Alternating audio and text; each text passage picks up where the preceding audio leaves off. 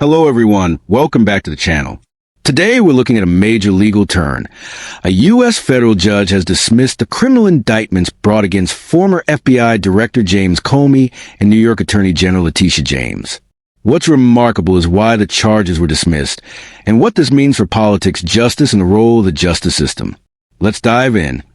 On November 24th, 2025, Judge Cameron McGowan Curry ruled that the indictments against Comey and Letitia James must be thrown out because the prosecutor who brought the cases, Lindsey Halligan, had been unlawfully appointed. Financial Times +2, The Washington Post +2. Halligan had been installed as interim U.S. Attorney for the Eastern District of Virginia after her predecessor stepped aside under pressure. The judge found she lacked the lawful authority to prosecute these cases. Because her appointment was invalid, all actions she took, including the indictments, were declared invalid. The dismissals were carried out without prejudice, meaning the government could attempt to refile charges under a properly appointed prosecutor, though how likely that is remains unclear. Comey's case involved allegations of false statements and obstruction of Congress. Letitia James faced charges of mortgage fraud in connection to a property purchase. This is a big moment for a few reasons. It is a significant rebuke of the way the prosecutor was installed, signaling that even politically sensitive cases cannot bypass basic rules of appointment and legitimacy.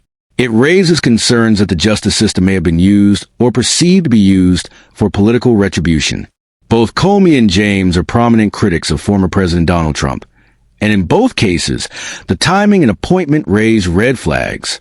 For Comey in particular, the judge hinted the statute of limitations may already have expired, making refiling problematic.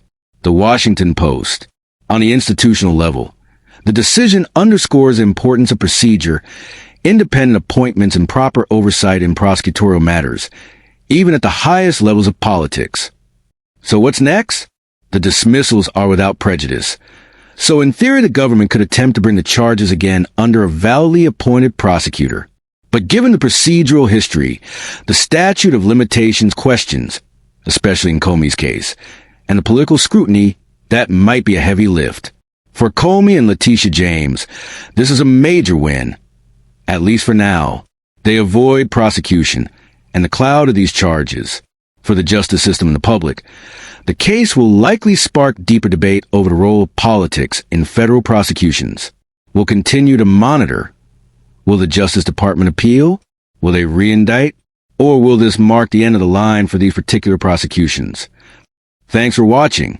If you found this breakdown helpful, please hit the like button, subscribe for more legal and political updates, and leave a comment below.